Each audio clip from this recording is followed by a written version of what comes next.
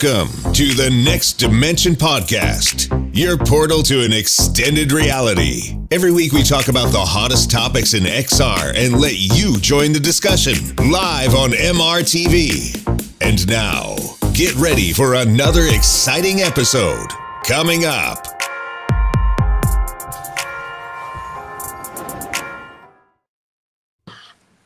Hi and welcome to Season 2, Episode 23 of the Next Dimension Podcast. Your podcast that's all about VR and a bit of AR. Today with a really special AWE 2022 recap show with Eric, Mesh Daddy Cool. Eric, how are you doing? I'm awesome, Sebastian. Thanks so much for having me here. This is a big treat for me, really. This is going to be amazing. For all of you who don't know Eric has an amazing YouTube channel called Q2C, which stands for Quest 2 Community, right? Yeah, it's Q2C VR Gamer, and it's started based off of the Quest 2 Community Facebook group, and we've kind of morphed it into an all-over virtual reality page and group, which is amazing. Perfect. Yeah, we're going to hear more about it later. Also here with us, Alexander from Starcade Arcade. Alexander, how are you doing? Hey, I'm doing good. Excited to be here. Great to have you. So, Alexander, tell us a bit more about the games that you're doing. Just very shortly, what are you working on right now? Yeah, absolutely. So I'm from Starcade Arcade. We've published and created 3 VR games, Star Blazer, Virus Popper, and Space Slurpees. Oh, yes. And Space Slurpees is on every single VR headset that I could imagine. Even it's on the floor. All over the place. Even on the HTC floor when I tried it. And wow. Oh, it's there too. Space Slurpees. Yeah, so cool, man. Great. So I'm looking forward to hear more about you and Starcade Arcade today. And what it is like to be a VR developer in this still emerging market. So that's going to be super exciting. Thank you so much, Alex, for being here. And also with me, my name is Sebastian Ang. I'm the founder of MRTV and the host of the Next Dimension Podcast. For all of you out there who don't know this show, well, it is all about VR and AR. It is live every Saturday, 9 p.m. Berlin time, 8 p.m. London, 3 p.m. New York City, and noon in San Francisco. Or Santa Clara, where we actually met for AWE. That was so amazing to meet you guys. We had a beer. Awesome. Yeah, it was my, all the tech was great. We talked about it earlier. All the tech was great, but man, meeting all you awesome people. I met Alex for the first time there, and Sebastian. Great people. It was a blast. That was really the best, right? It was awesome. And this was my first convention since COVID. Same here. It was just so exciting to see everybody again and have these events in person.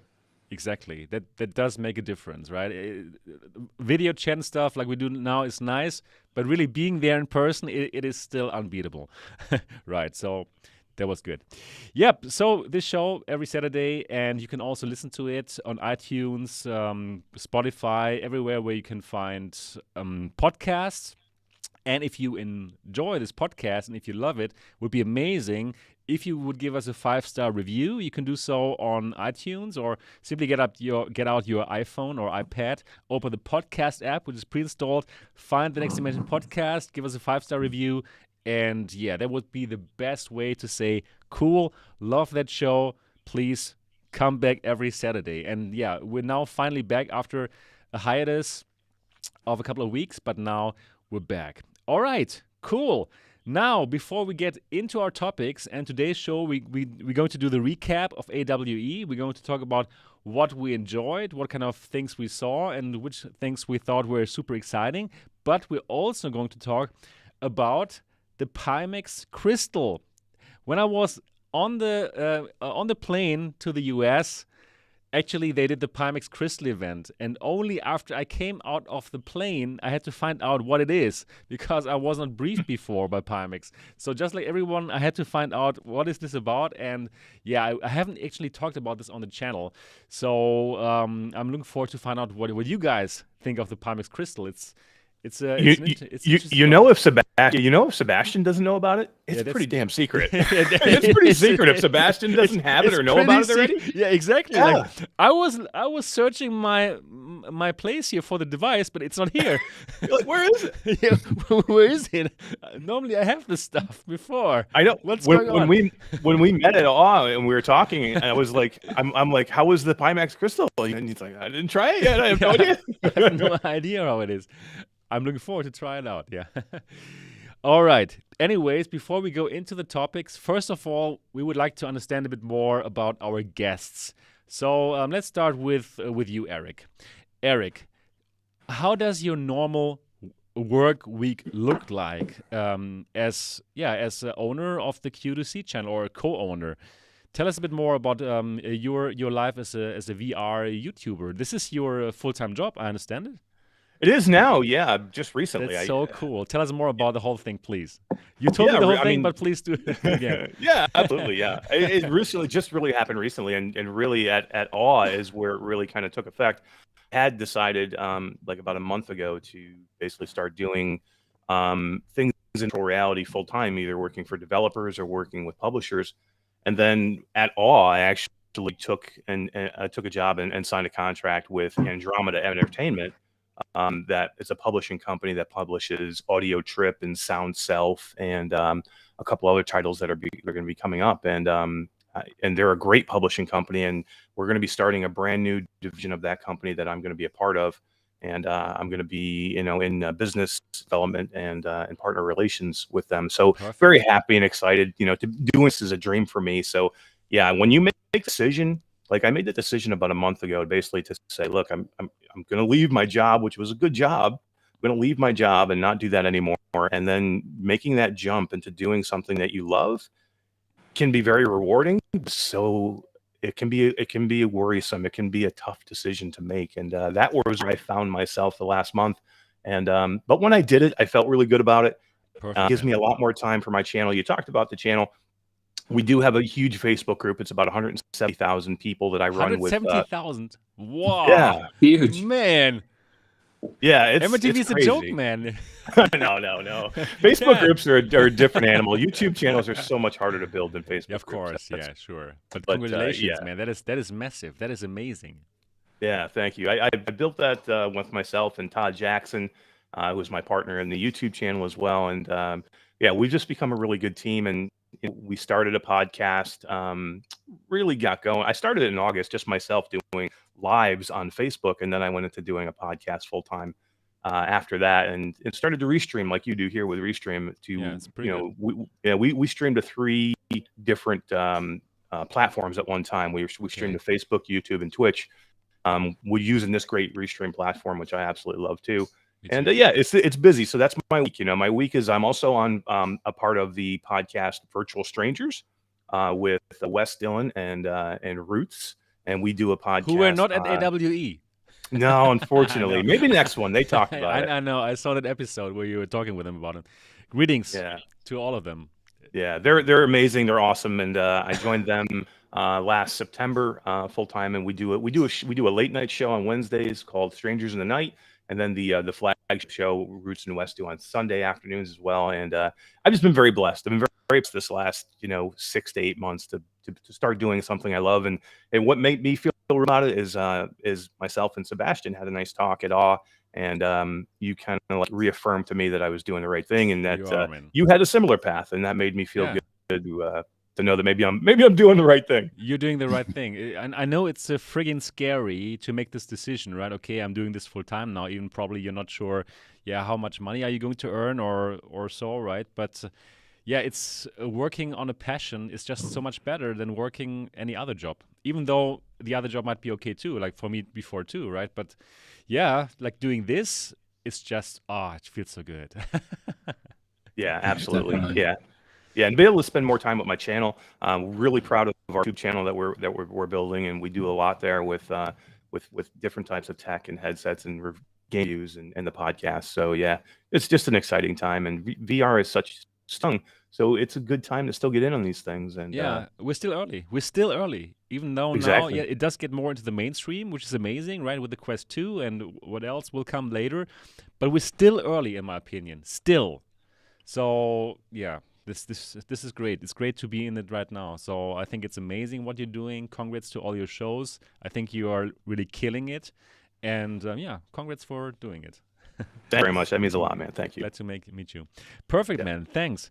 Yeah. Now let's hear from Alex. Tell us Yeah. more about what is your week like? Your typical work week as a Yeah, developer. my development life is hard, but it's challenging. And like you said, it definitely comes from a place of passion, and it has to. My typical work week is waking up pretty early, like 7, and then developing, working on our games throughout the day. And we also film TikToks because as a solo independent developer, you have to market and promote your games as well as develop them on top of that. And so that's a skill set that I've had to work on. But it's funny you say that about passion and, having jobs that, maybe you're not as passionate about, because that's how it started for me. I had a great career at HP, the technology company. Heard about But that. in a lot of ways, it didn't challenge me and it didn't excite me. And when my friends introduced me to VR, I really wanted to develop some more technical skills.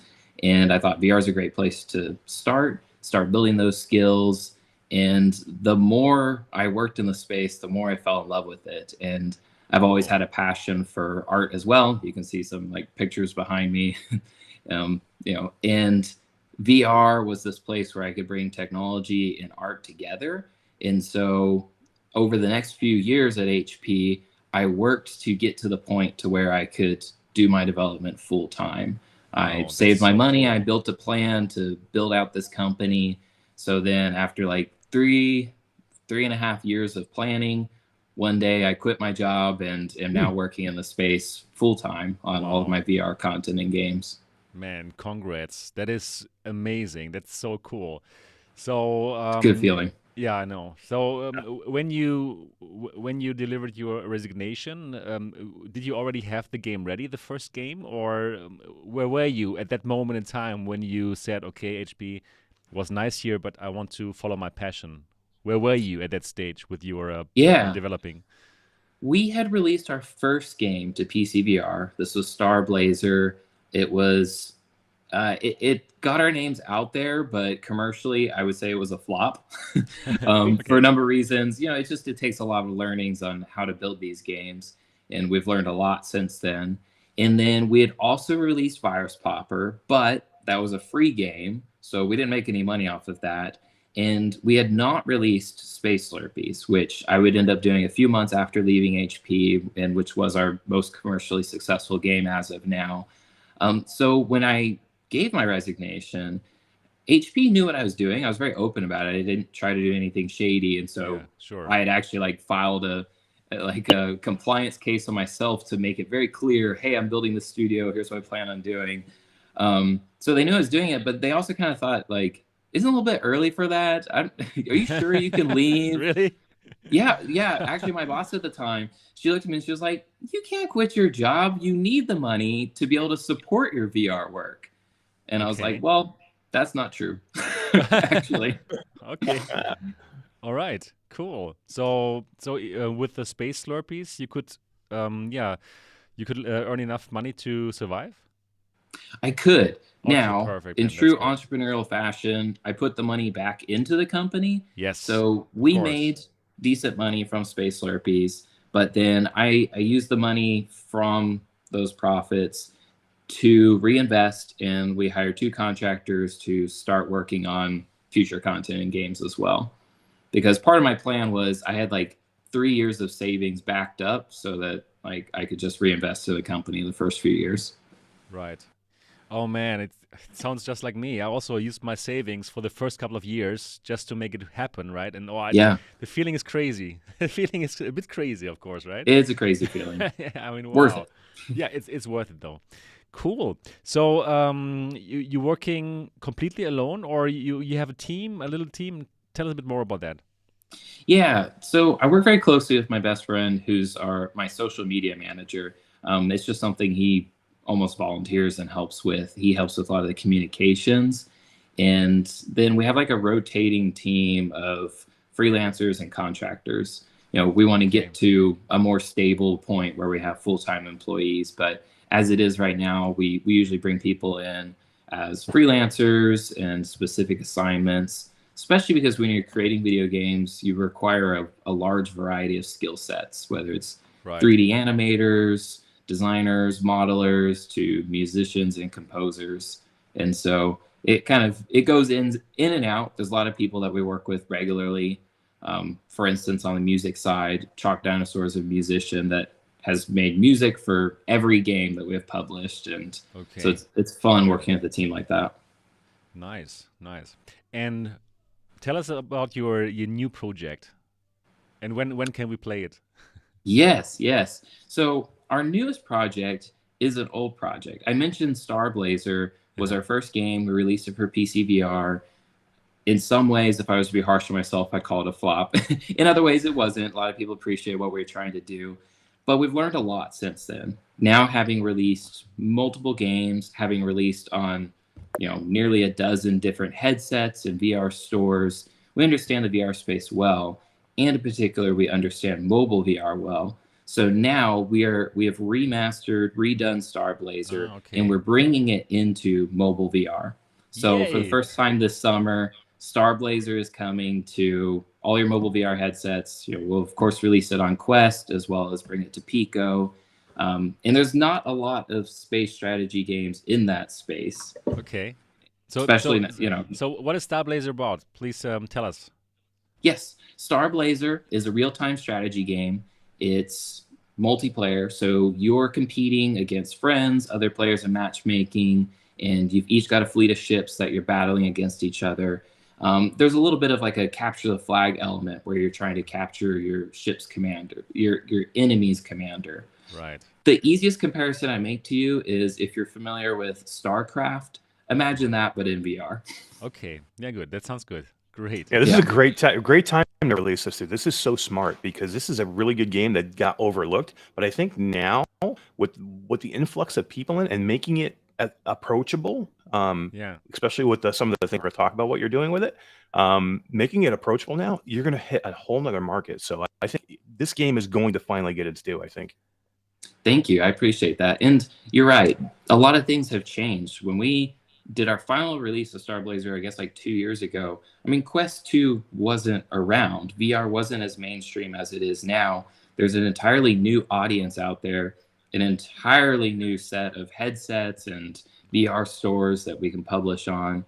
And so I think it's a good opportunity to return to it. Plus, we're taking all the feedback that the users and supporters through the years have given us and really tried our best to make the game like what it should be. Cool. Yeah.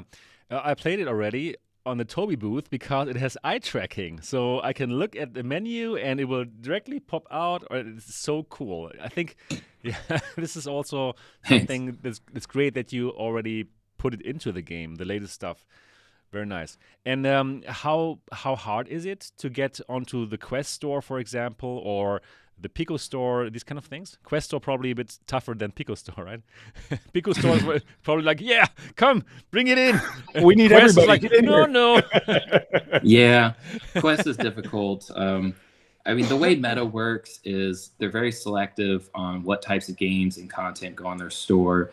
Yeah. And if you're going to summarize it, it's going to be either content that comes from big publishing studios, right? Because, well, actually the biggest overall statement is if they think it's a sure bet, they'll put it on the store, which means two things, either from big publishing studios, big brand IP, or from already proven commercially successful titles. So like, or if you've that's been a where guest they're on going the to Next say, they're Dimension like, podcast, no.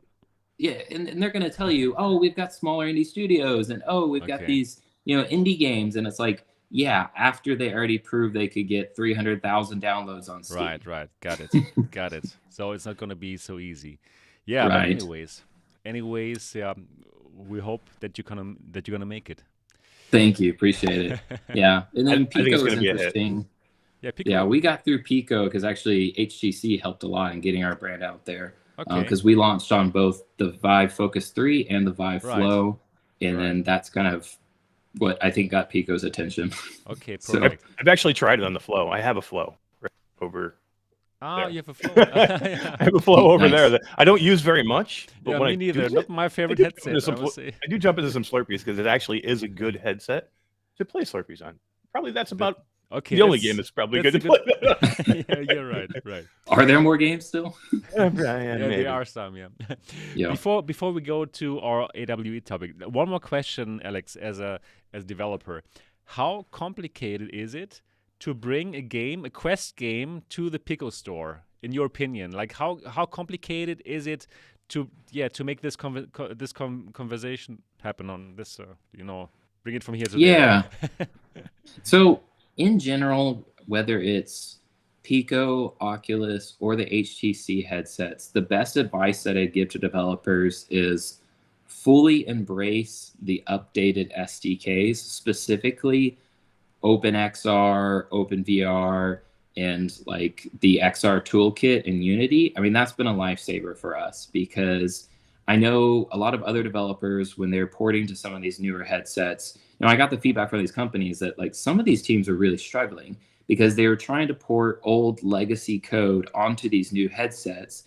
And these big companies are making an effort to embrace some of the standards and the universal practices. And so in our case, because even though it takes work to stay updated, at the same time, it's well worth it when you need it because then things just work. So we were on the latest version of Unity, the latest version of the XR toolkit. We were using OpenVR. And so a lot of the ports weren't as hard as they might have been on other developers. Okay. Also, we built our content to be portable, if that makes sense. That makes sense. Cool. Yeah, very cool. Yeah.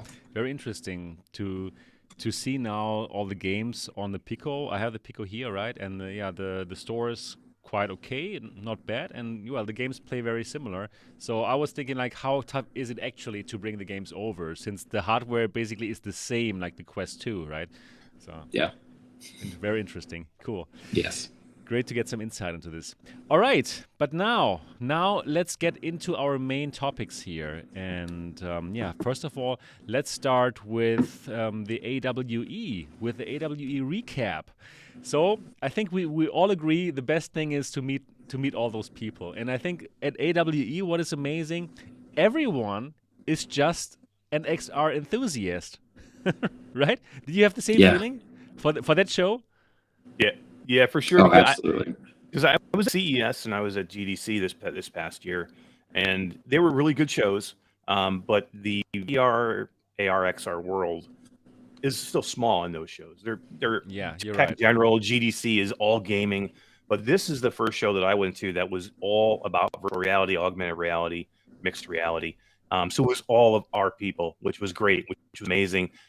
Every person that you talk to pretty much has a passion for some type of augmented or virtual reality, which is really great. And you could have a conversation with them and just see their eyes light up when they see another person or talk to another person that knows what they're talking about. Because there's a lot of times that you go to these other shows and you start talking about something and people are like, what they just don't get virtual reality still when you still do these things. It's getting better, but it's still really small. So this show for me was by far the best show for that, for meeting virtual reality people, meeting peers, meeting other people that are passionate about something. It makes a difference.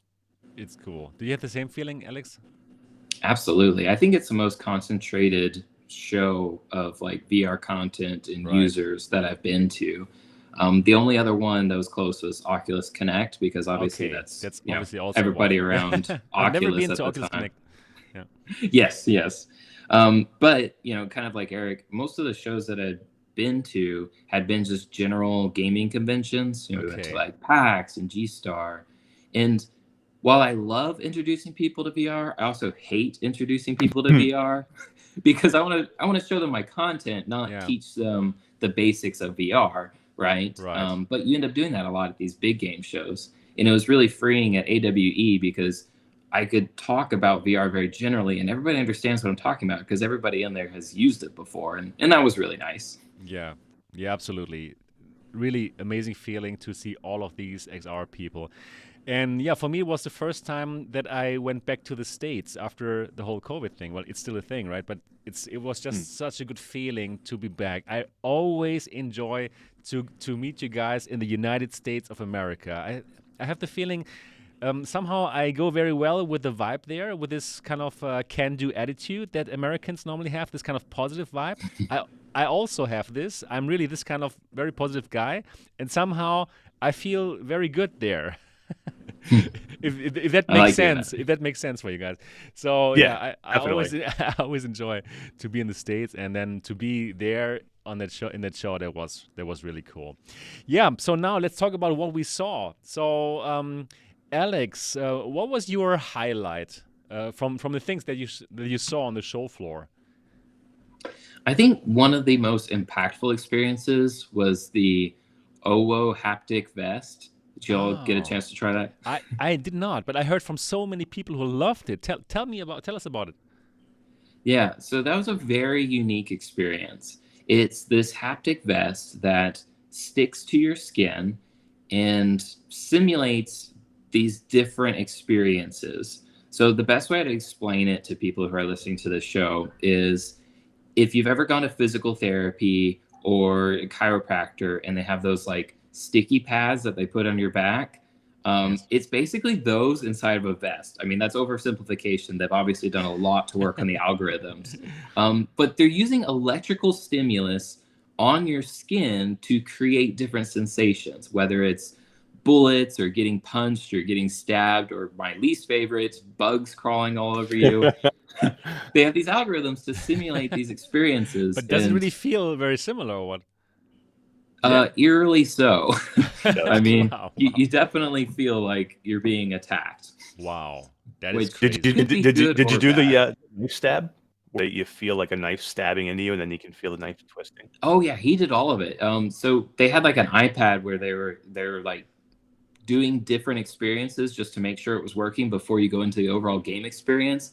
And so it's a little alarming when somebody's like, okay, now I'm going to stab you in the belly. Now I'm going to punch you in the chest. It's okay. Thanks. But did you wear a VR headset? Yes. So then the big demo that they had is after they make sure it's working, they go through the different simulated sensations. Then they put you in a game experience where you're like fighting these flying drones and robots. And it's kind of funny. On one hand, I didn't want to do well because I want to feel what it feels like to get shot and, hit by these different robots. But then you can experience the sensation and an overall, VR experience. Right. Wow. Eric, you also tried this vest? Yeah, I've tried it twice. I didn't do it again at all, but I tried it at CES, tried it again at GDC, and both experiences were really good. When I tried it at CES for the first time, they were really, really busy, and they calibrate it for you. And it can take a long time to calibrate this to get the sensations to where you would want them to be, because everybody feels things differently. Okay. So they kept everything on the low settings the first time I did it, and I thought it was really cool, but I was like, didn't get the full experience. When I did it at GDC, I went into the thing and I was just like, he's like calibrating it for me, and he's like, how's this feel? This feel? I'm like, look, just jack it all the way up. Jack it all the way up to the highest you can go and hit me with whatever you got. Just hit it. Because I was like, I really want the full experience here this time. And he hit me. I want to feel something arm. Finally. Exactly. He hit me on the upper arm at one point because it's a short sleeve shirt. There is sensors right here.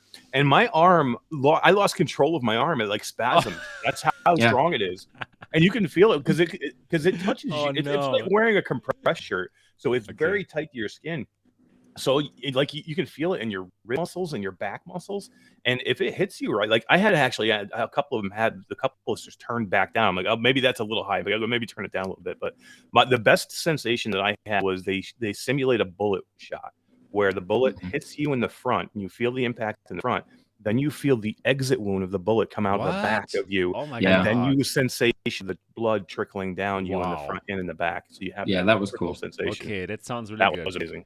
So that was what you should have done there. Next time you get a chance, you need to try that. Okay, all right.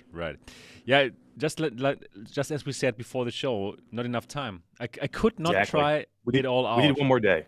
We need one more day, and then I think I could try out everything. Yeah. So how expensive is that vest? Did they say anything?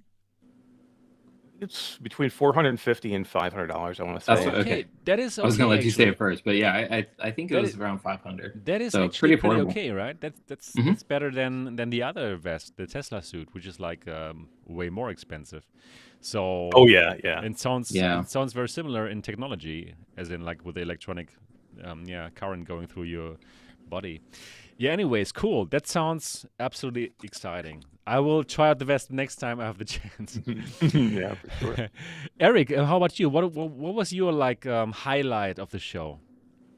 Oh my God, there was a lot. There was a Yeah, I lot. know, I know. Let me first in your chat. I just want to say shout out to my two co-hosts of Reality Bites, Game Tag VR and Lamplighter Todd are here in chat. I just want to say hi. Here they are. Thanks, Hello thanks there. for stopping by, guys. Greetings. We got Reality Bites right after this show. That is amazing. Yeah. But yeah, there was a couple things I tried. Here was my situation. We got there. The first day of the show is just basically meetings. You had or talks. So you have talks the first day. The expo floor isn't open yet. So during that time, we were doing a lot of the talks. But I had a chance to go and do the Vario XR-3. Oh, They had a yeah. private. Oh, Yeah, they had I love yeah. that. Oh. Oh, I was going crazy. I haven't uploaded yet, but I was going so crazy. Tell us more about it.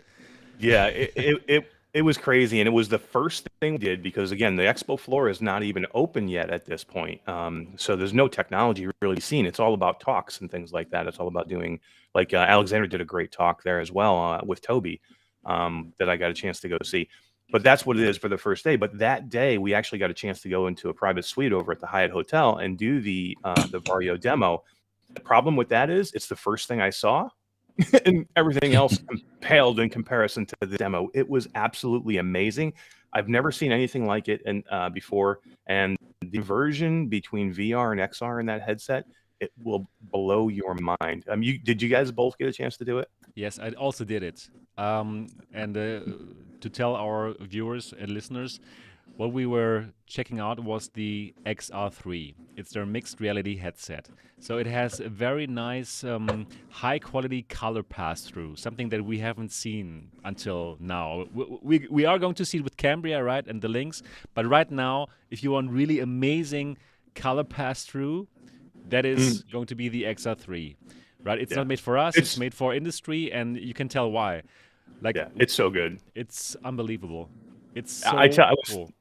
I was telling everybody this story. This you guys know because you've been at these things and tried headsets before. The pass-through is so good here. When the demo is over, normally, what is the first thing you want to do? Because you're in a room full of people watching you when you do these demos. You feel, and you're in VR, so you feel like you need to yank the headset off so you can make eye contact and start talking. The demo's over, so you don't need to be in there anymore, right? Yeah. This pass-through is so real that I had a probably 2 to 3 minute conversation with 2 or 3 people that were around me and with the headset on. And again, everything was done. The demo was over. Normally I would just yank the headset off and start talking to them at that point. With this, I didn't feel the need to get out of the headset because the pass-through is so real. I almost forgot I was wearing the headset. The pass-through is mind-blowing with this. The pass-through is amazing. And also what I saw, the 3D of the pass-through is perfect. There's nothing wrong. Like you see your hand in front of you when you do this, and it's just like the real hand. So it's not smaller, it's not bigger. The 3D is not wrong. The perspective, everything is right. You can totally work like this. It's freaking amazing. It's so good. And then to see this, they showed us a huge model of a car, which was like materializing in front of us in that room. And then what I really loved was that kind of occlusion. So if there was a person standing behind that virtual car, well, you could only see the person just as if the car was standing there blocking the view, right? It's just totally mind blowing. And then they just did something, boom, and then the whole thing was just virtual again, and it's just like so good. What a great demo! That was actually the last demo that I did at AWE. So you were lucky. That's what I should have done. Yeah, that's the best way to do it. It was just like wow. It was the highlight, one of the highlights. So I told the lighting, okay. the lighting too, right? The lighting. Did you notice the light car? It was real time. Right, exactly. Like when you looked at the car, there was lighting. Like we had lighting in the room, and if you stepped in front of some of the lighting, you could see the shadows on the car. Exactly. It was real time, crazy. It was real time, and it was just unbelievable. And I told them, okay, this demo is so good. I can totally see how all the executives from Mercedes, Porsche, and whatever they show them, they directly just buy that, right? They directly buy that. It's just like so good. Yep. I also think like Vario totally killed it here with that. They have a great product, and yeah, they're very successful with it.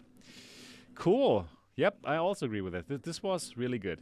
Another thing that I personally found amazing, wait, let me just find the video where I'm using it, is this here, the Yaw 2 motion simulator. That was pretty amazing. I always wanted to try it out, but now I finally did, and I had the time of my life.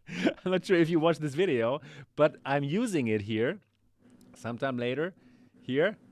And I was okay, now we have advertisement. Damn. I want to make money here with this, it seems. YouTube got you. Damn, now I have to let the ad go. Yeah, but the Yaw 2 motion simulator, absolutely incredible. I was just smiling and giggling, and I couldn't believe what's happening there. Look at my face, it's so funny. Oh my God. So I was playing some roller coaster, or we were playing some roller coaster in that. And then in the roller coaster, you also get to shoot things.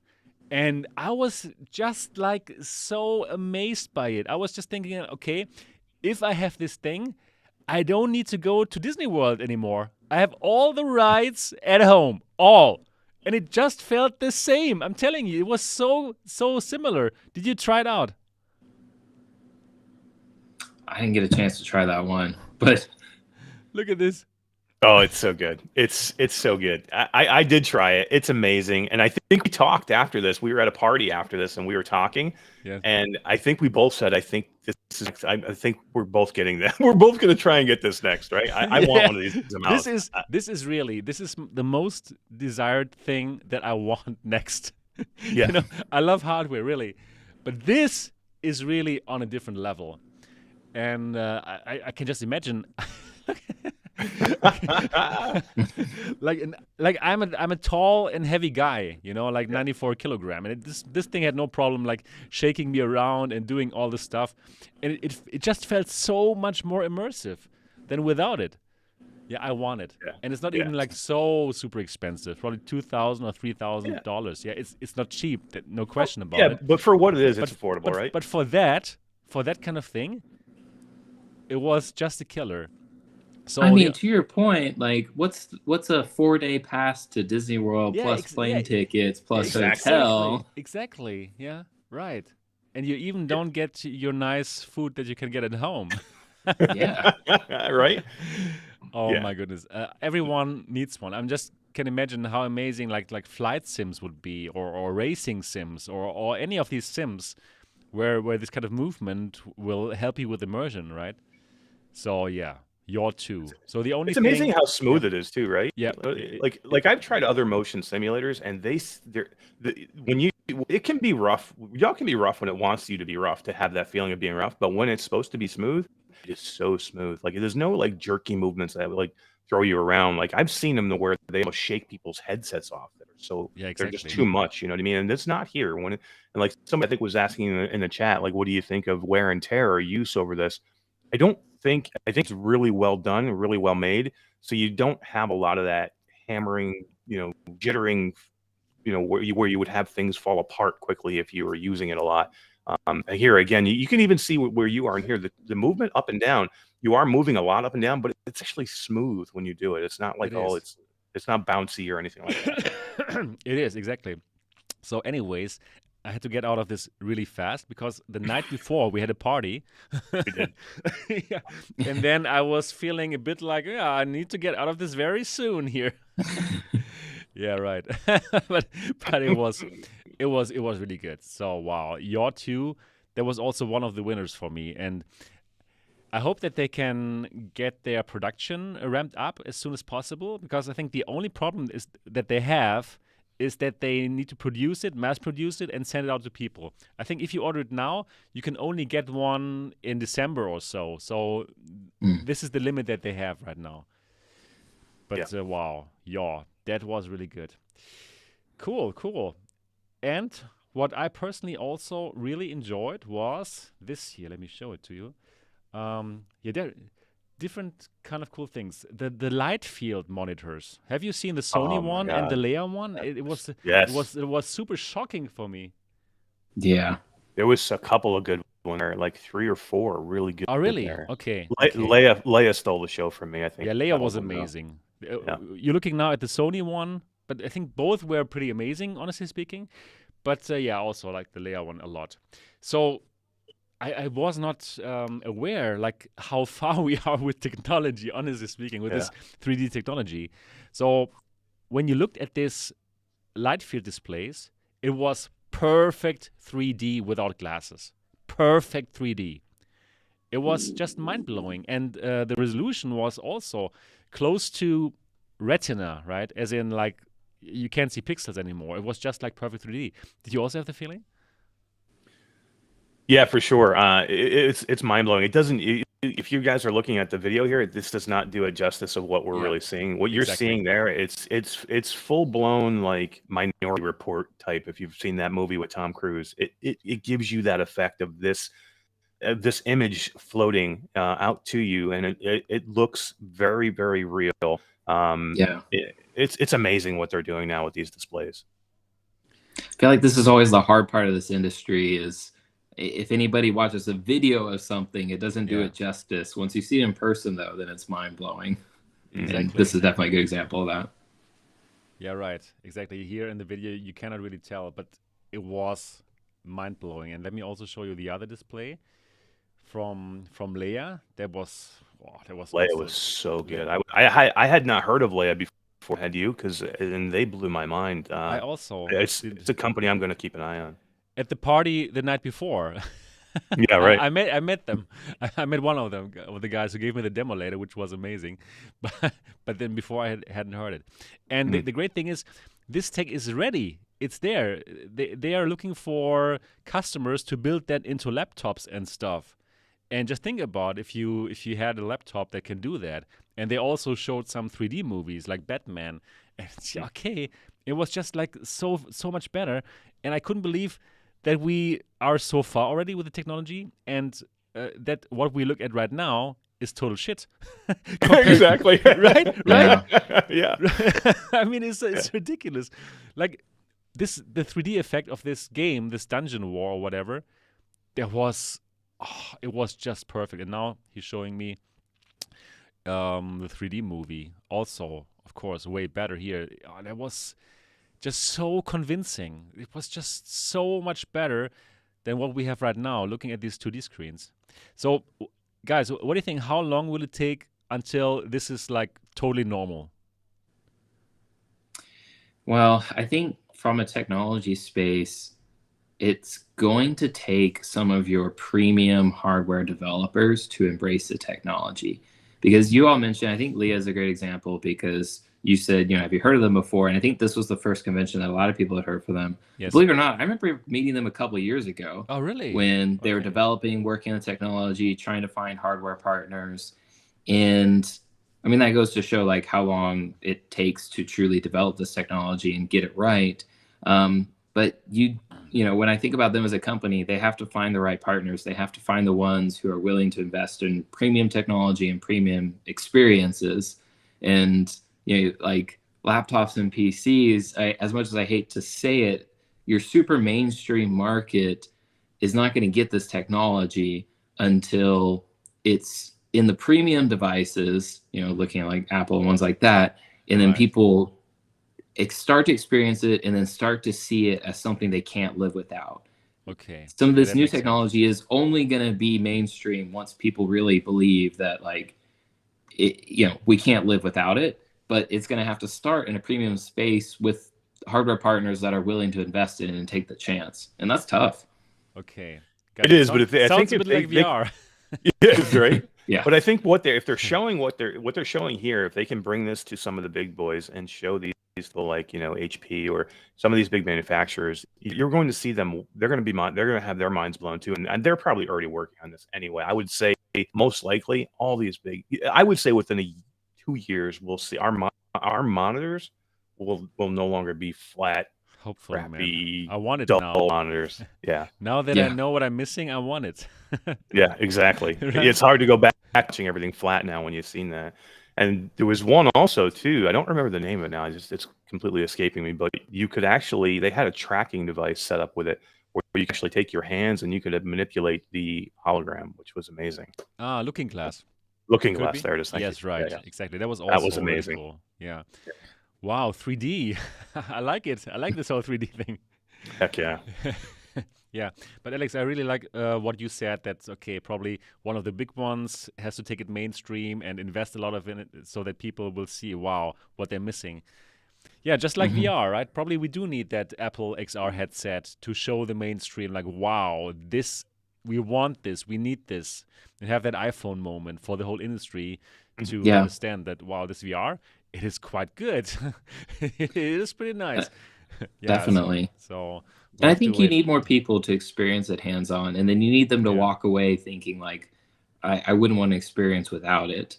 It's funny looking at the chat. You see like 3D TVs, and we think about 3D experiences in the theater. Well, if people went to the theater and they watched a 3D movie, what you want them to say when they leave the movie theater is, "I never want to see another movie unless it's in 3D." And unfortunately, people didn't say that when we first released 3D movies. They're like, "Avatar, pretty cool." Yeah. And then they went and watched other movies in flat and were fine.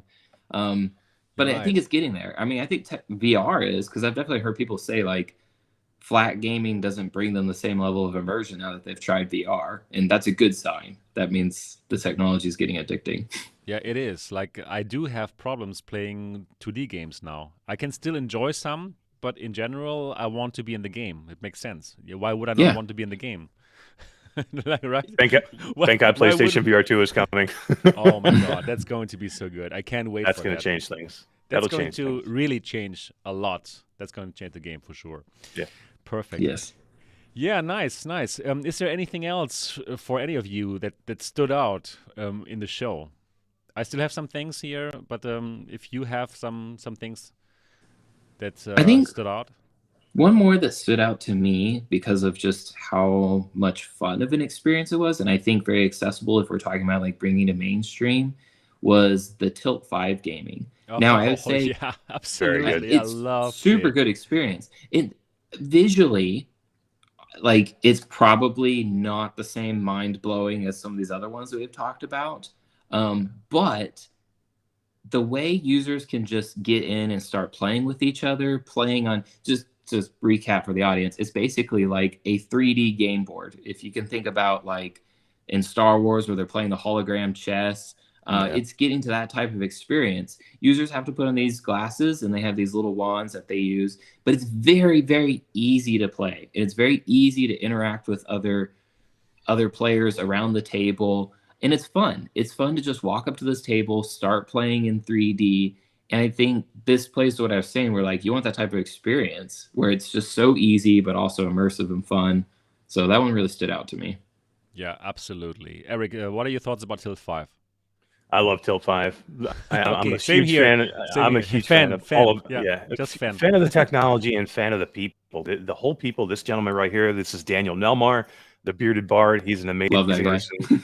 Same here. I think Stephanie Greenhall, Jerry Ellsworth, the whole team there. They're just all good people. When you have good technology, but you have amazing people behind it, it makes it better. I want to root for these people more, right? When totally rooting for them. You get somebody like Alex who's doing amazing things with his game.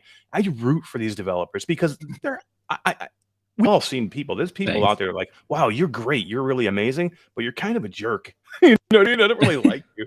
You know what I mean? But when you can find people that are amazing people behind the technology, then it becomes more like personal for me. Like I have a stake in the game because I think that they're brilliant in what they do, but they're just good people, and it just makes it better. So this whole team right here, I for Tilt 5, man. I would promote them whenever I can because number one, the experience is amazing. I think it's going to be really, really great. You can get them right now, and then the people behind it are really great too, and it definitely helps. Yeah, there he is. Yeah, here. Yeah, this is now the moment when I tried for the very first time in my life, and I came all the way to the States to try it out. Because before, I was always excited about the concept, but I couldn't imagine how it looks. How is the 3D effect? How bright is the picture? What about the FOV?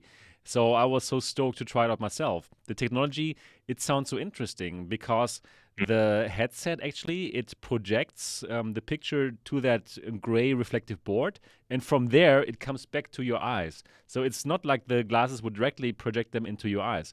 So therefore, the video, the 3D picture that you see, it's perfectly stable on that board. Very stable. Yeah. It's super stable. It's not like some other AR things where it's shaking around or what. No, it is super stable on that board.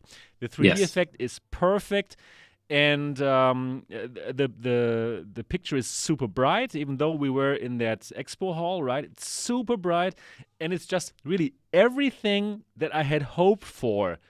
It worked. It is great. I absolutely love it. And yeah, just like what Eric said, on top of that, and all the people are amazing. Okay, what is not to love, right? Exactly, what is not to love? It's like, it's so cool, and it's not even expensive, in my opinion. $359. There's a couple questions in the chat about content for it, and I wanted to speak to that because kind of to Eric's point, I'm now rooting for them now too, because I think they're a good company, and I think there is going to be a lot more content for it. I know that they themselves have been supporting getting new content onto the device. Couple of things that they've done, like as a company, is one, they've made their SDK very easy. You need to do that for developers. We like hearing things like drag and drop assets, and works out of the box. And you can tell they put a lot of focus into making it easy to bring games over. Also pretty smart about how they distribute the content. I was very surprised to learn that like a lot of the content you can get from Steam, you can get from normal places that gamers are used to shopping for games and content, and they're not trying too hard to like restrict it to their platform. And I think having that type of like open build mentality is going to attract more developers. Yeah, right. Hopefully. So now you can pre-order it in I think 30 countries, and you should totally do so if you're into this kind of tabletop gaming in a holographic way. I mean, you should get into it. I think $5 you can pre-order it too. For $5 you can get your name on a list and pre-order. That's crazy. That is a really good price. However, I must also say at the moment, still every single player needs a gaming PC, right? So this is at the moment the problem that I see. It's tough to really meet at a place and everybody brings their laptop. Okay, it is doable, but wow, it's not going to happen so often. So what I really hope, my big hope is that they will make it so that it's simply compatible with an Android phone or an iPhone. I think they're working on it right now, and that you can play lots of games also from your mobile phone, right? That would be the best case. What do you guys think? Yeah, I mean, that's what they're actively working on. I think Jerry Ellsworth has stated that, they could have something within a month or 2 months. They're working on it that quickly, that they'll have it set up where you're going to be able to use it with an Android and hopefully with an iPhone. And they are working on, doing they're going to try and do package deals. I know that, where you can buy multiple headsets to have with one board. They're not doing that currently, but they're working on that. And I think she stated also that they want it to work where you only need one PC. They're working on that actively right now. So you can be in one household, have one PC or one phone, or each on your own phone or something along those lines. So you're not doing that. But right now, currently, you could still use it for what I would use it for, which is if I wanted to play something, Sebastian in Germany, I'm in New York. We could do that. He has a board for $350. He has a board and a headset. Alexander, you're in where are you, Alexander? Houston, Texas. Houston, Texas. That's perfect. Three of us could be playing right now. You have a board for $350. I have a board for $350. That is Sebastian has a board for $350. We could all hang out and play together and have great experience. And that's what I really think it's for right now. You're right. And that is already cool enough, I think. That already is worth it. So, yeah, absolutely a big fan of this technology. And obviously, we all want that Demio comes to this. This is just a match made in heaven, right? I'm so curious why this is not already happening. So Revolution games. Me too. Resolution games, make it happen. I've been pushing because I just got this in the mail today. The new book Okay, for cool. the Serpent Lord. Nice. Yeah, Great. Yeah, I've been pushing. awesome. I every time I talk to Resolution, I'm like, guys, go see Tilt 5. This belongs. This game is perfect for that. You guys tried the Lenovo experience with Demio while you were there with the Lenovo glasses. Yeah, this one I must say I was not so a big fan of. I mean, it's cool that they're trying it, but it seemed like the dimensions were off, and then the AR was not so perfect. I don't know. What was your feeling about it? I thought it was cool that they did it. Right. that they can do it. You know what I mean? Yes. I'd prefer to see it on the Tilt 5 because I think it would be a better experience there. Being able to do that and seeing the Demio like laid in your own environment and seeing that moving the characters around was cool. But you're right. You're right. It wasn't perfect. And those glasses, I think those little glasses are $1,500. So what? I think that's what they are. Bring me the Tilt 5 now. Tilt 5. Are you kidding me? Tilt 5's in the Yeah. house here. It's just so much better, the experience. I think the FOV was not good from these Lenovo glasses. Again, it was shaking. It was not perfect and stable. So no. I had to dismiss it. I told them there. Play Demio VR. Right. I told them at the booth, okay, guys, Tilt 5, please, Tilt 5. I can in my video. I'm mentioning it like a couple of times when I was there. Yeah, right. Well, and there was, but let's get to another booth now, which I thought was pretty amazing. It was a surprise for me. OVR smelling technology. Have you tried that? That was really like surprisingly amazing. Did you have the same feeling? You tried, Alex? Yeah, the smelling technology.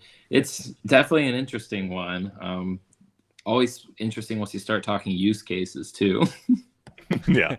Yeah, you see me smelling here. Eric, tell us about your thoughts about it. So I've tried a couple before in the past, and this probably was one of the best ones I've ever done. They did one smell that really kind of sealed it for me. They did like a burning marshmallow. If you would be like roasting or toasting marshmallows. Exactly. And I literally almost had to look out of my headset because I thought maybe somebody was faking it and like toasting a marshmallow next to me because I really thought it smelled exactly like a marshmallow. And I like the form factor of this because the ones I've tried before were always big. A lot of them, the systems I've seen, they actually hung around your neck. And like they had like vials, down like on your chest. This one snaps where, kind of like, goes right onto the bottom of your headset. And I think this is doable. I think this is close. I mean, they could do something like this if they get something passed by the FDA. Yeah. Yeah, no, you're absolutely right. The form factor is finally like where it needs to be. Other ones in the past, if they're the stands with like the spray aerosols, it doesn't clear out the air enough, or it doesn't attach to the headset well. But you're right, the form factor is a huge win for this one. Form factor is great, and also how well it actually works. That they can show you, I don't know how to say show you different kind of smells within seconds of each other, and it is different. It's really different. So the old smell is kind of gone, and the new one is there, which is normally the problem of these kind of technologies, that the old smell, it stays around. But here, really, they could totally program it to a virtual object, right? This rose, they have a rose in the demo, and if you smell the flower, it will smell like rose. But if you smell the root, then it will smell like earth or what. And you could do like exchange, and it really, really worked well. It really worked as if you had the real rose in your hand and putting it towards your nose. It is freaking amazing, I must say. I love immersion. And this just helps with immersion. Just think about what cool things we have. Like this vest that you've been talking about before. The yaw thing where you can sit down. Now you have smell. And then there was even this Haptex with this crazy big gloves where you can feel stuff, right? It's like, oh my God. That was amazing. We're getting to a point where we can get so immersed into this world with all these cool gadgets. But this one was... for me, one of the surprises. Because here's what you need to do. You need to put on all that stuff. Put on all that shit. It's insane. What you look like. Everybody's like picturing like the Ready Player One. You're in the suit and you're the cool looking. You're in the chair or whatever. You put all this shit on you. You got the backpack from the Haptex. You got the big gloves from the Haptex. You had this nose smelling thing from OVR. You got your yaw simulator. Can you imagine doing everything on at one time and seeing what you would look like? The OO vest or a Haptic vest. It would look crazy. You would look crazy. Even this Haptex alone. Oh, I need to earn money again. I see. That was crazy. That was probably one of my top things. Besides that, Okay. the Haptex was phenomenal. What did you guys think? Oh, I didn't have time to try it out. It's stupid, right? Yeah, exactly. I came all the way from Germany not to try this out. Oh my god! No, I missed that one too. So tell us about it. This was the best haptics I had ever tried, and I've tried pretty much everything with feel haptics, but with force feedback haptics, when you can actually grab an object, like you grab a ball with this, and you can feel the shape. Like if you didn't see that it was a ball, just by sense, you would know it's a round ball because you have, you're not doing this with your hand. It's stopping you at this point, so you can feel the feedback at that point. Oh my god! They had one sensation where you turn like a wheel on a pipe, and it starts to drip water. I put your hand under the pipe, and you can feel the droplets of water. And this is not a vibration. This is feel. This is impact, and you can feel it on your hand. You do one which completely blew me away, which actually Skiva just stopped in 007 and gave you a $5 super chat. Yeah, thank you so much. And by the way, Alex and Skiva, was amazing to meet you guys. Right, they're awesome guys. I love those guys. Awesome. They're so good. But I was talking with Skiva about, and this was his favorite part of the Haptex demo as well. You pulled like a rope to ring a bell, and you would hold the rope down so it was tension on the rope with one hand, and you grabbed it with the other, like you would do like a bow, like shooting a bow, and you could feel the tension of drawing the rope back like a bow. And then when you released it, you felt the tension release, like it released, and then you felt the resonance in the other hand of the rope, vibrating. Incredible. You got to like pet a cat, and you could feel the cat's, you could feel the cat purr in your hand, and you could feel the cat, the force feedback of touching the cat on there. Completely crazy, amazing. But again, you're wearing a huge like Ghostbusters backpack with these huge gauntlets on your hand. Exactly. Crazy. It's like it's tough to make this go mainstream. This is just too huge, right? With that huge backpack and whatever you need. Oh my goodness, it's so interesting. But it's there, and it's coming. There. You know what I mean? It is coming, absolutely. Yeah. So wow, so many cool things. Yeah, I mean, with all the technology these days, I don't worry too much about the size or the weight because that'll come down. That's just like the nature of technology. Moore's law, everything shrinks, right? And I mean, a couple of years ago when we were talking about VR, everybody's looking at the massive gaming PCs required to run PC VR, and they said there's no way this will come mainstream. And well, now we've got all kinds of mobile VR headsets. So if we can do that with just like the headsets, all the rest is going to continue to shrink and be a workable size as well. Yeah, agreed. So cool that the stuff is there and it's going to get smaller for sure. Yeah, one other device which also is better than the one before is the Magic Leap 2, I must say. This was also actually one of the surprises. I didn't expect it to be so good. That's at least what I felt, that it was good.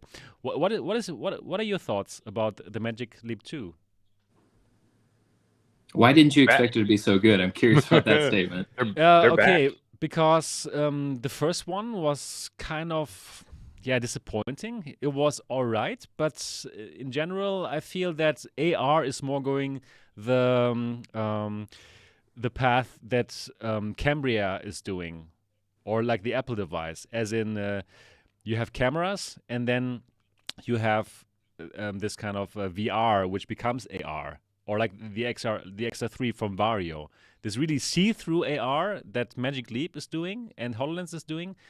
I actually don't think it is the right thing now in this moment in time. That's what I think. Does it make sense, Alex? Yeah.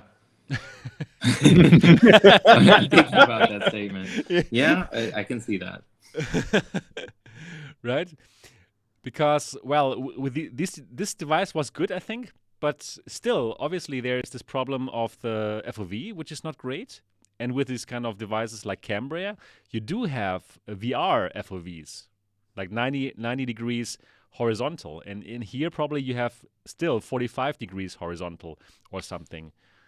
Right, so this was a huge improvement over their last headset. The new. I mean, I thought they were gone. I really thought they weren't going to make it. Like I I was thought so too. surprised when they were here and how this was one of the hits of the show too. By the way, this was probably For the me too. busiest booth. This I personally loved it. Yeah, You too? people were waiting hours to excuse me to do this demo. There was Yeah. always a line, even at the end of the show last day, there was always a huge line to get in and do this. And I thought it was cool. I mean, the FOV is better than it was. That's how bad it was before that. It's still not great, but it was so bad before, and that was the biggest downfall to it for me. Was I love the the way we're FOV talking about was it. It's really like bad. expectations were so low that when it was It decent, blew us away. everybody was like, Yes, hey, Yeah, that right. is not bad. No, really, I went into that with very low expectations, but they were surpassed. So I was going out of this and I thought like, hey, Magic Leap is back. They have a shot now with this to sell this to companies, for example, because the experience was good. I really felt it was good. Like the virtual image that we saw was bright. The FOV was not terrible. It's still not amazing, right? But it's not so terrible. And what I thought was that it's very comfortable, the headset. It's very light to wear. So you do also have to wear the compute unit, like a little purse. But I forgot about it. I totally forgot that I was wearing it. I'm wearing it here right now, yeah. And the greatest feature, though, the most amazing feature, is that dimming feature. Did you have a demo where you could see the dimming feature, Eric and Alexander? I didn't. Okay. I'm distracted by Space Slurpees and AR. Yeah, that's the way to go. Would be. I did get to try. I think it was very cool, and I think that was one of the saving graces of it to get it closer to what we're talking about. My concern for this is I really, really think that the Lynx has a good chance to be something special. And to me, I think the Lynx has a better field of view. I've tried the Lynx XR1, and I think it's a better headset. If Stan can get things figured out with that to where he can start checking these things, and if the final product is anything like the demo for the Lynx, that is going to be something special. Agreed. Yeah. Yeah. So, see, that's the thing is like the first Magic Leap, when it came out, the expectations, as we know, were set almost too high, and then everybody's disappointed. But then now that the second one's here and they show it, the problem is now they have so much more competition, especially considering the amount of like investment they put in early on. Kind of blew the head start. Now at this point, there's a lot of people with good technology. Exactly. Now they're competing with other headsets like the Lynx or even with the Cambria, honestly speaking. I'm sure the Cambria will have this kind of functionality like the Magic Leap 2 has, but better, since it's going to be a very good color pass-through. I'm sure that Meta is going to do an amazing job. Right, like Eric and Alexander, we have seen what Vario can do with that $5,000 device, right? With that great pass-through. I am sure that Meta can give us something comparable for $1,200 or whatever. Right? If they do, it's worth every penny. It is. I'm sure it is going to be amazing. The Meta Cambria, I'm sure. And then for 1,000 something, you have a device that is way better than the Magic Leap 2 that can do way more things. And it has so many games on top if you want to use it for gaming. But you can also then bring in all these cool AR apps that are going to come. So I really think that even though I really enjoyed the Magic Leap 2, it's going to have a tough time against the Cambria, the Lynx R1, and also in the future, next year, the Apple device. I'm pretty sure it's going to blow it out of the water. Yeah. It's getting competitive. It is. It is getting competitive. Yeah. That's what you say a lot about, walking the floor. You can say that about a lot of these companies. You're almost like, this is amazing, but it is too late. You know what I mean? You say that a lot. Is it too late? I mean, did it pass them by? And unfortunately for some, it will. And this market is moving so fast right now that, if you don't get your stuff out, you quickly can be antiquated very fast. And all of a sudden you find yourself moving on to your next project already because it doesn't work anymore. It's not as good as it could have been if you launched it a year ago. Exactly. Yeah, I agree.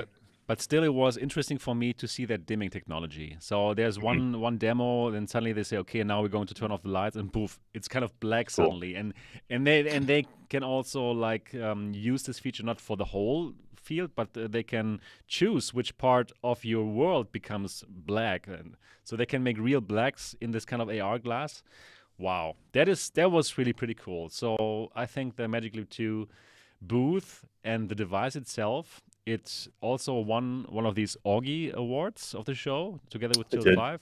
And yeah, I thought that was correct that they won because it was really a very nice device and definitely better than the first one. And I do think they have a shot, but yeah, lots of competition there now. Yeah, cool. That's basically what I had in mind for AWE 22 recap. Do you have anything else that you would like to point out or tell the audience?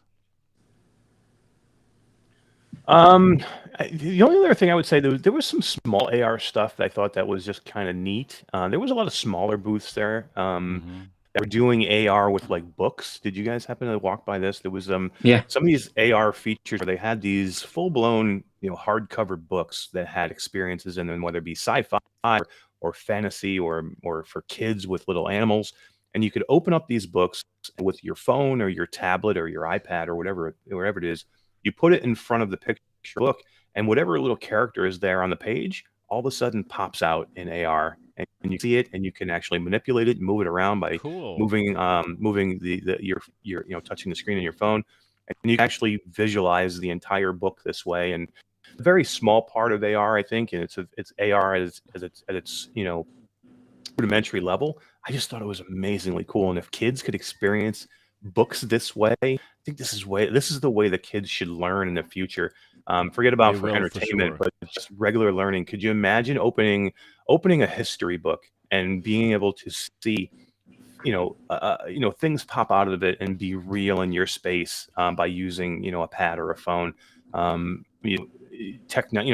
things, for being a doctor or anything like that. There's so many things that this will affect and impact us. That kind of blew me away a little bit. Cool. Yeah, this technology is really cool, and it's going to happen just like you said. Yeah. Cool. Anything for you, Alexander, that you want to mention from AWE? I guess it's a bit selfish, but I think eye tracking, the interesting thing I wanted to mention is, we talked about putting the games, but what I found interesting about AWE was the responses on eye tracking, because when I first started talking to Toby like a year ago, and they expressed that like anecdotally when they worked with developers, sometimes people weren't sure about like the use cases for eye tracking. But when I left AWE and some people started experiencing the content, and yes, experiencing my own game, like I said, this is somewhat of a selfish What's the statement. name again of it?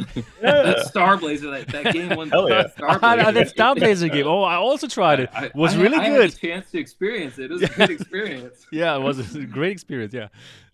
But what I like about the comments are once they see some of the use cases, then everybody started to move to this mentality of, well, this is going to be in all the headsets someday. And I think with all of this, it's so interesting to me to see the new technologies that are being developed and then trying to guess what is going to be the subset that's in everything, that's in every VR setup.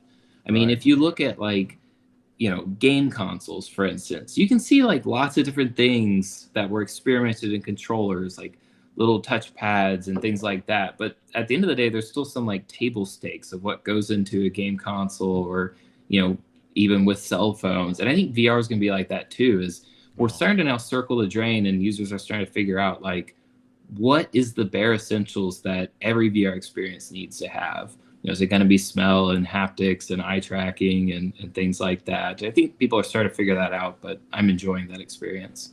Yeah, cool. And I also was at the Toby booth and did all the demos, and yours was your game, Starblazer. It is. Yes. Yeah, it was one of them, and it was just so nice to see how well the eye tracking was used for the menus. And I think now it's still a bit interesting to use eye tracking for menus, but I think probably in a year or two it will be totally normal that we don't point our controller at things to choose, but we just look at it and then, I don't know, we do click the controller, but we don't have to point at it. And, no, I agree, because it's like, we started in VR with like using a laser pointer to select everything, but if you can just select by looking at things, it is more intuitive. And I think people really embrace that. And it made sense to me, which is why we did it.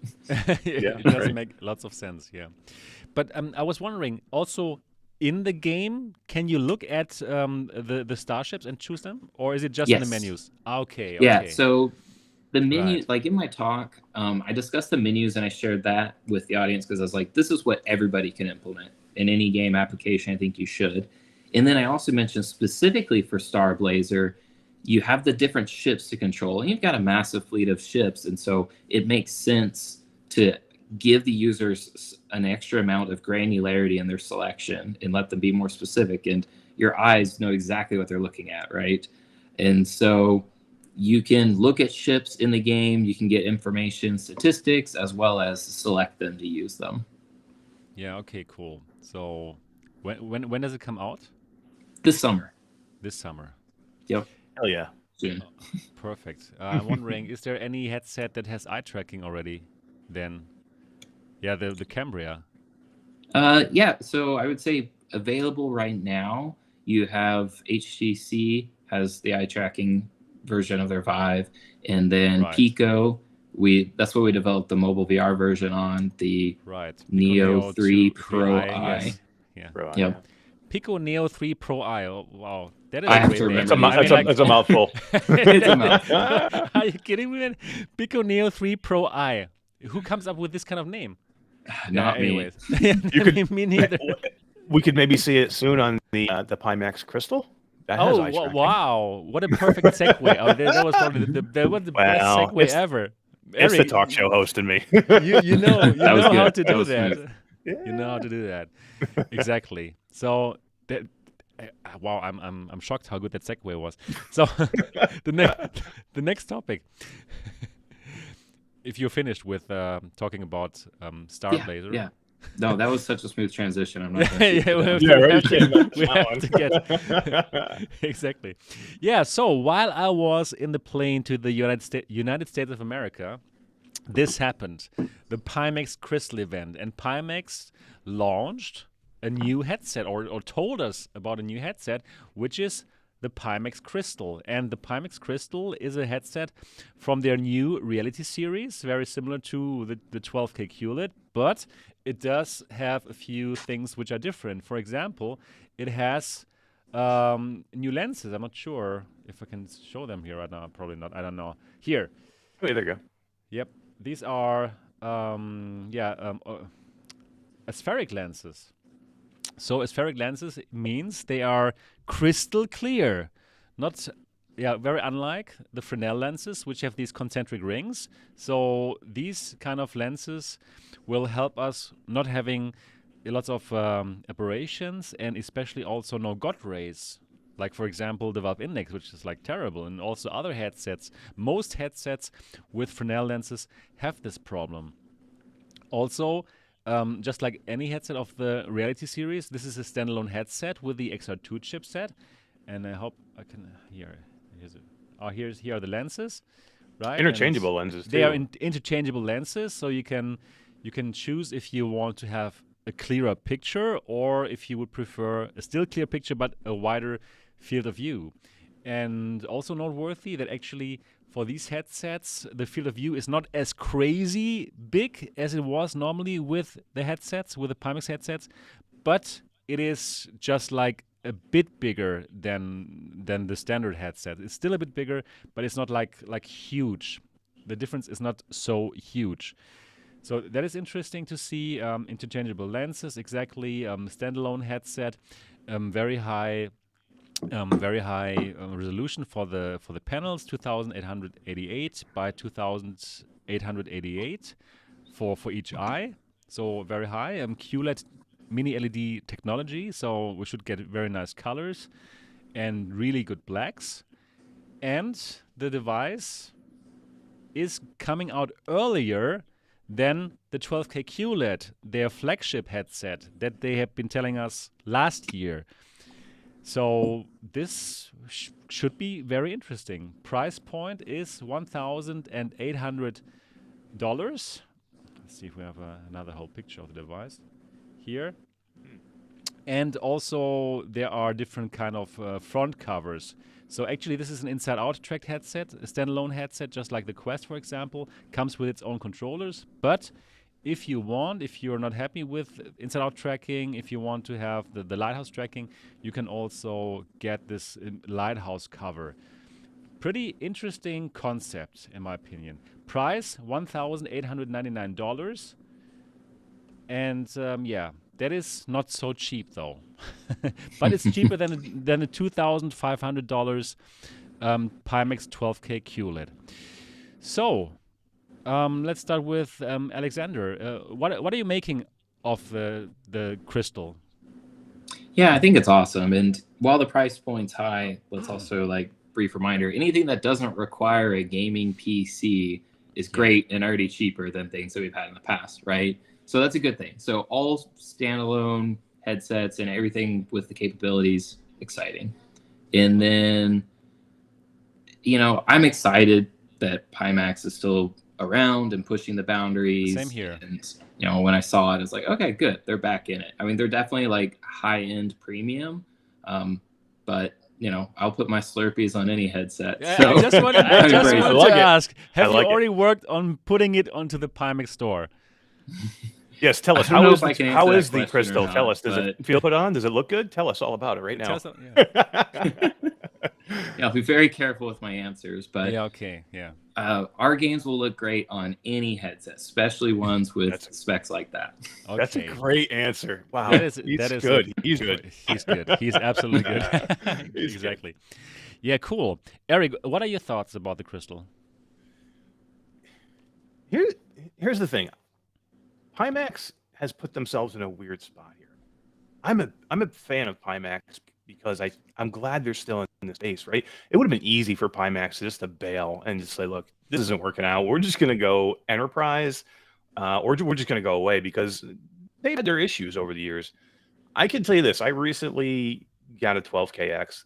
It's one of the best headsets I've ever had. 12KX? You have something. I'm sorry, the 8KX. I'm sorry, the 8KX. You have it already. I want the 12K here. So, but it's one of the best sets I've ever put on. I absolutely love it. It's my new daily driver. I have a Valve Index I could use, and I prefer to do that because I like the headset better. So they do some things really, really well, but then they kind of put themselves in a weird spot because they jump into so many different pools. Like, if I just would focus on one and just say, look, this is us and this is what we're doing. I will say this. They're improving themselves with what they do. They're getting a much better reputation. They're starting to get away from that bad reputation they've had. I applaud them for still innovating and doing these things. Making a standalone platform. We need this. We need more of this. We need Pico. We need Pimax to be a force to help us. You know, we need more. The more we have, the better it is for everybody. So I'm extremely interested in this headset. It is a lot of money, but what I'm telling everybody is just hold on. I understand you think you're like $18.99. Forget it. I'm not doing it. But we don't even know what the Cambria is going to cost yet. They just said it's going to be way more than $800. That could mean it could be $1,800. So if the Cambria jumps down and says, hey, we're $1,800, does the Pimax Crystal seem so far-fetched now? I mean, if you're willing to put that money for a Cambria, I would be, you know, depending on what the Cambria is, we don't know exactly what it'll be yet. But to me, the Pimax looks more interesting right now. And this is a lot of money, and a lot of people will not be able to buy that. I understand. I get it. It's a lot of money to sink into a headset. But if you do have that type of money and you do want to spend it, I think you could put your money. There's places you could put your money. Right. That makes lots of sense. Yeah. Also, I do think it is more for the VR enthusiast. It's not the same target audience like a Quest 2, for example, right? So for that, it makes sense. It seems like they are trying to position it as a Vario Aero killer, right, in that sense, because the Vario Aero costs $2,000. It also offers this super sharp picture. It also has eye tracking and automatic IPD adjustment and all these kind of things. But for the Aero, you still have to buy the Steam VR Lighthouse system, right? Which will, set you back another $600 if you need the controllers as well. And for this device, well, it already comes with its own controllers, inside-out tracking. I do believe that they can nail it with the tracking, like also Pico. They nailed it with the tracking. So I think that the tracking problem in 2022 is solved. Mm-hmm. Right? I really think so. I agree. So with that said, okay, it might be a really nice competitor for the Vario Aero, which has the same kind of nice visuals, probably even a bit bigger of an FOV, and it's wireless. So yeah, if you just do the spec comparison, Vario Aero against this, I think a lot of people are going to choose the Crystal. I agree. So the one thing that Pimax now has to do, deliver. That has always been the biggest problem of Pimax. They had these amazing shows in the past, like the 12K QLED show, but it's just like it's just taking too long for people to actually hold the device in their hands.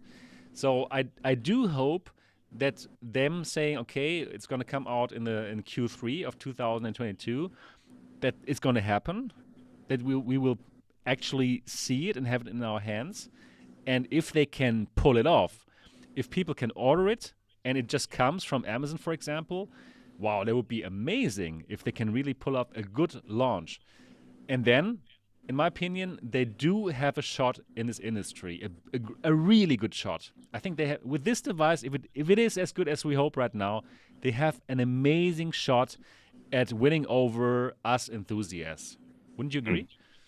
Yeah, they need to get the games, right, Alexander? They got to go get the games. You got to get, because if they're going to have an ecosystem, if they're going to have an ecosystem that's going to survive, they need games like Space Slurpees and Star Blazer and Virus Popper. They're going to need all these games. So all these 3 games, then they're going to be good. Then they'll be perfect. They're going to need content, and then I can tell you, now doing what I'm doing, I can tell you right now, Pimax pushing on every developer. They are pushing, and they're going to try and get as many games on this platform as they can.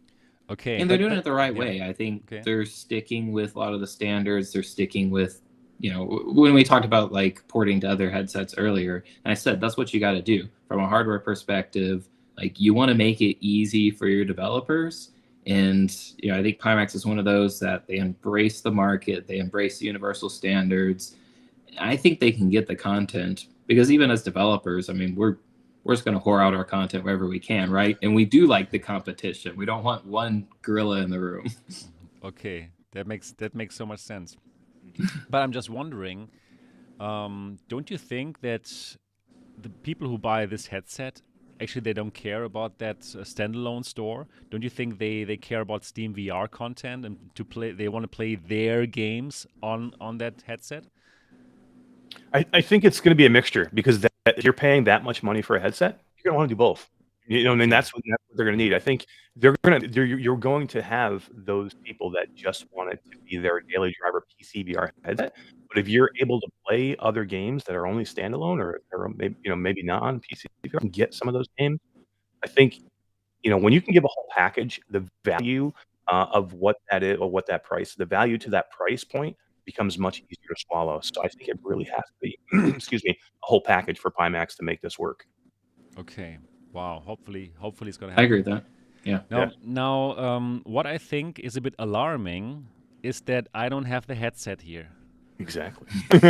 I really mean this. I really mean this, because normally all the headsets I do have them, like way before it comes out, right? Can you remember the G2? I had it like nearly a year before it came out for people. Yeah, or other headsets, or the Aero. I also had it like half a year earlier than people had it in their hands, and that always meant, okay, the headsets are actually there and real when I already have them so early. But this one, I don't have it. So I have that. Honestly speaking, it's a little bit of a red flag is too strong, right? But I'm not sure if it's already where it should be in my hands. Exactly. I don't know. I think I you have it. Understand. Alex has it. He's got it. I somewhat disagree. Pan your camera left. Pan your camera left. Let's see it. Exactly. Show us your place there. What? No. There it is. Here's why I'm not 100% sure that's a red flag, because I think red flag is too strongly. I mean, that's okay. I understand the concern, but I would say, if I was to counter that, the technology is progressing across the entire industry. And some of the things that we might have been concerned about in the past, honestly, shouldn't be as big of concerns. Like the inside-out tracking. This was magic when it was introduced, a few years ago. It was a disaster when it was introduced in Windows Mixed Reality. Sorry to all those teams, but honestly, not that great of an experience, right? But it was in Quest 2. But then, after Quest and Quest 2, it's becoming a more and more common technology. And we know how quick the IP and the technology spreads through the industry. Whether legally or not, I don't know how that happens, but it happens, right? And it just spreads, and all these companies suddenly get access to it. And you start to see these competitors, you start to see all these companies come out with standalone headsets that, you didn't even think would have the technology. Like, one of the conversations I have a lot is about, like, Nolo, for instance. That's one of the headsets we support. Most people are like, they started with controllers and tracking. Yeah. They have their own standalone headset. Some people don't even realize that. But they do. They have their own standalone, fully headset, and there's China, more like that, more coming, just because the technology is more prevalent. So it doesn't necessarily need as much runway. Okay. And I would say if you look at HTC's last two releases, like the Vive Flow and the Vive Focus 3, not a lot of people had their hands on it. I know, like, the Vive Focus 3, when I received my headset, I was definitely told, hey, influencers don't have their hands on this yet. And they still pulled off a very successful launch. That's one of my favorite headsets to date. Okay. Yeah, right. Okay, that makes sense. You mean, like, all the tech is proven, the XR2 chipset, the standalone part, everything is, like, standardized by Qualcomm probably. There's not so much things they could do wrong here. Yeah. That's like being hopeful. That's a good point, yeah. But I still want to have it. Yeah, I was going to say. Kevin, I know you're watching this. Kevin, Kevin, I know, if you're watching, I know. Send it over to me. You need to get it out to people, because if they are going to launch, though, you need to be a successful launch. You need some hype with this, and you need some people talking about it. You know what I mean? And if it's as good as it says it is, then it will stand to, somebody doing a review on it. And if they're going to launch soon, they need people talking about it to get people out there, to get the knowledge, to get the information, to get people excited about these things. And I think when you hide things and just launch them, it can backfire on you. So I think it's important to get the influencers involved soon. And I think they will. Yeah, I hope so. You're right. I don't know about marketing strategy. I'm definitely not speaking of marketing strategy here, because you're right. In that sense, you want people getting their hands on it, talking about it, getting excited. I'm just saying, from a technology perspective, I'm hopeful that there's a lot more standardization and proven technology going behind it. Yeah, you're right. You're probably right. So, still, yeah, but still, you can do lots of things wrong. Like, for example, there could be lots of, I don't know, distortions, for example, because they're not used to this kind of aspheric lens distortion. Because there is, right? There's no pupil swim and all kind of funny things going on with these aspheric lenses. And for Vario, in the very beginning, they did have lots of problems with these things. Distortion. They have now figured it out. But these kind of optics, there's still lots of things that could be wrong. Yeah, let's hope. We have to look through this. We have to look through the headsets. That's what I'm actually looking forward to.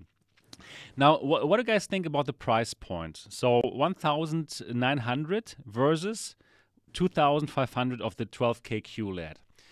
Do you think people are going to jump at that Crystal because it's there earlier, or do you think people are going to wait for the full device, the 12K QLED? Eric, what are your thoughts? That's a really, really question. I think there's definitely a breaking point with these things, and price point wise. So definitely, when you get to that $2,500 price point, it is a lot to think about for a lot of people, especially in today's climate with things going on, especially here in the United States with gas prices and things like that.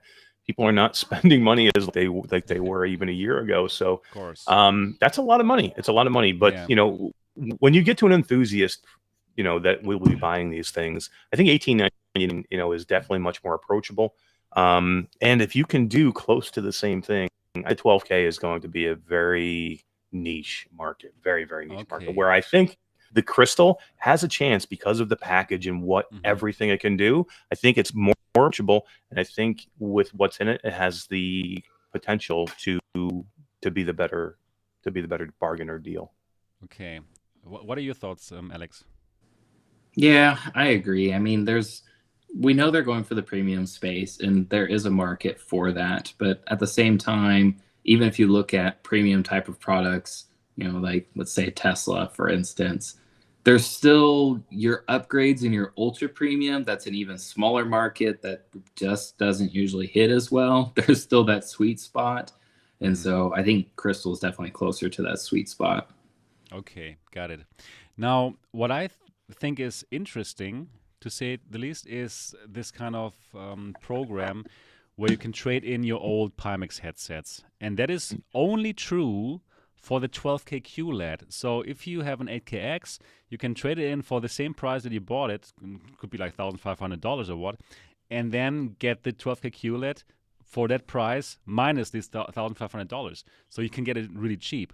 But this only applies to the 12K QLED, not to the Crystal, which is so strange because that makes the 12K QLED the cheaper headset than the Crystal. So I don't understand it. So as much as I root for Pimax and as much as I love them, I want them to succeed, sometimes I just don't understand them. I must be very honest. I really don't get them. I like them, but I don't get them. Like, why? Why can people only get that discount for the 12K QLED and not for this headset? Doesn't make sense, or does it make sense? Probably I don't get it. I don't get it either. You're right. And that's why I say, I mean, they jump into so many different pools. Like, wouldn't it have been nice if they just took these two heads and put them together and make one headset? Kind of focus on one headset and make the Crystal the headset, and you're right. Probably that would be totally fine. Yeah. Just have this one headset. You don't need so many of that series. Just like you didn't need the 5K super mega pearls or whatever. It's ridiculous. Yeah. It's like it felt like whenever they got a new display on their hands from the supply chain, they just slapped it into that into those housings and had a new model. And it was just too confusing for us consumers. I didn't know. Well, I knew.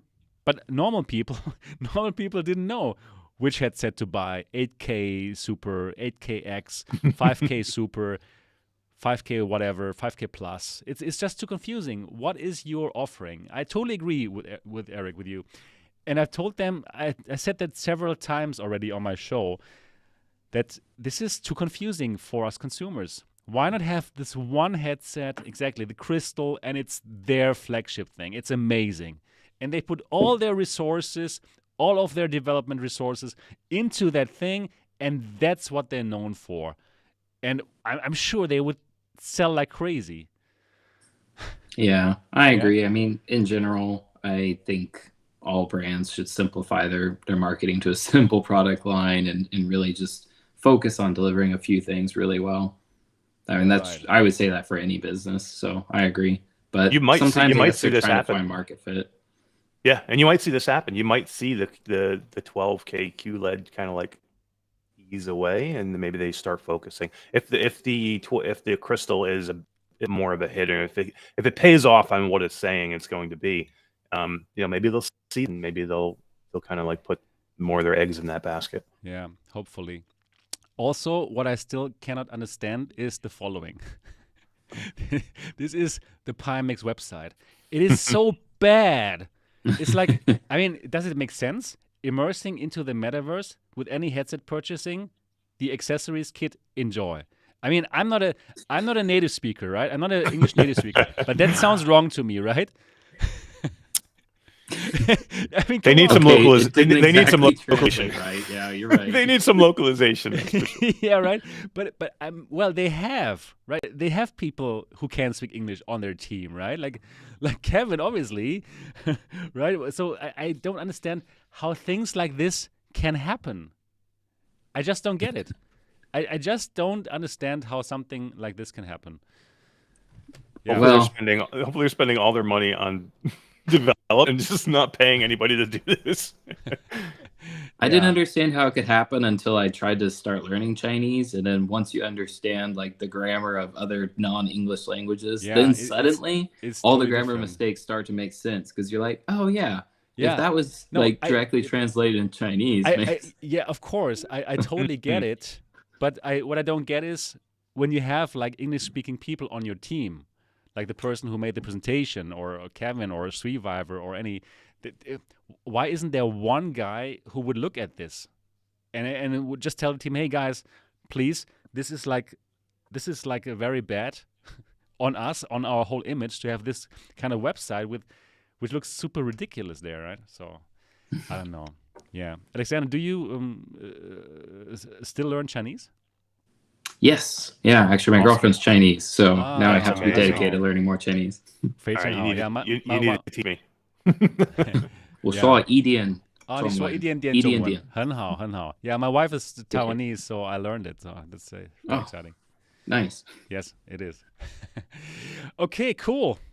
Yeah, let's get to the end of the show, because I know Eric has the next show coming up in 15 minutes. So I don't want to overuse your time. I just want to say thank you so much for being on the show, both of you. It has been amazing, really cool. And I hope that I have both of you on the show in the future again. Hope you enjoyed it too.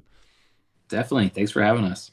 This was amazing, and I was super honored to be here, and to be here with Alexander too, which I got a chance to meet in person in Santa Clara, which was a lot of fun too. And thank you very much. That was really cool.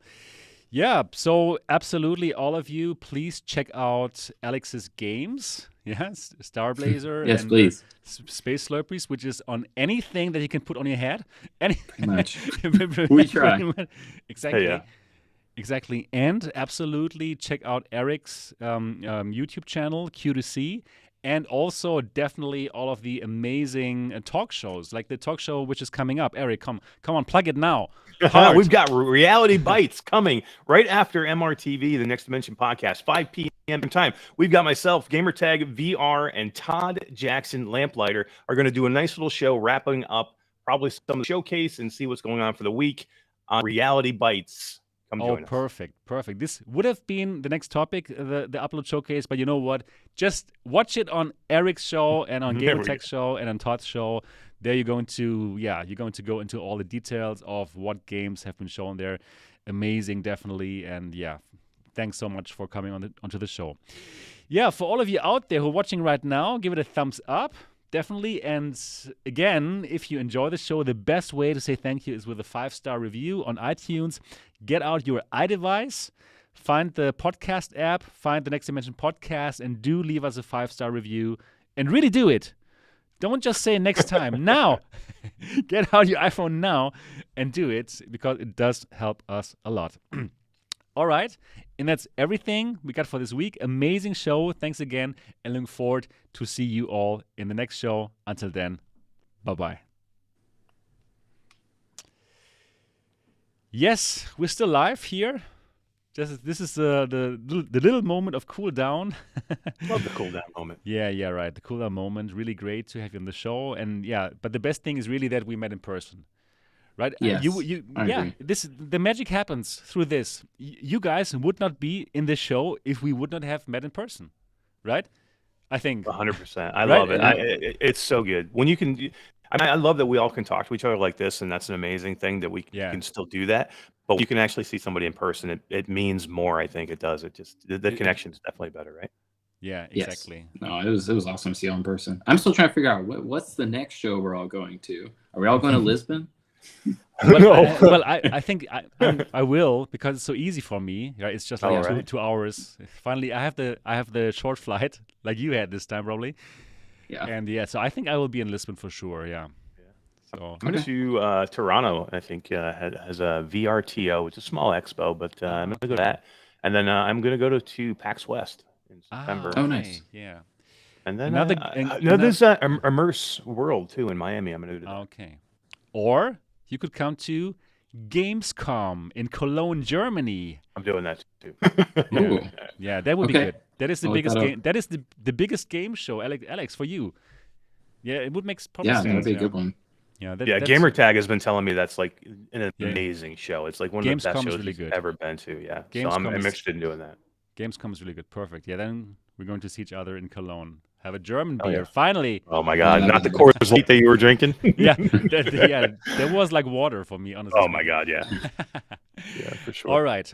Okay. Thanks so much. Thanks for having us, everyone, for Yeah, watching. thank you. And that's it. Okay, you know what? Actually, the battery of my mouse is gone. I cannot end the stream. Oh no! We have to stay here forever now. Yeah, I'm not kidding. It really can't. I can't end it. I can't. They really can't end it. Well, it's a bonus show that all your fans get to see. blooper reel. Yeah, wait and see. In real time, you have to change the batteries. Now I can. Okay, bye-bye. Oh, no. Still live. We're still live. I'm telling you. We have to be This here is forever. this could be a Dark Mirror episode. We can't ever get off. You can't get off. We can never get out of the stream. We're gonna change the show. It's just Sebastian in real life. He has to like, Yeah, right. the camera follows him around everything he does. This is so funny. VR Spry Guy says, Sebastian, pull a battery out of your Quest 2 controller. Oh, yeah. I don't have a Quest anymore. It was stolen. But now I have a new one, which I didn't unpack. What? yet. Really? Was it stolen? It was stolen, crazy, yeah. dude.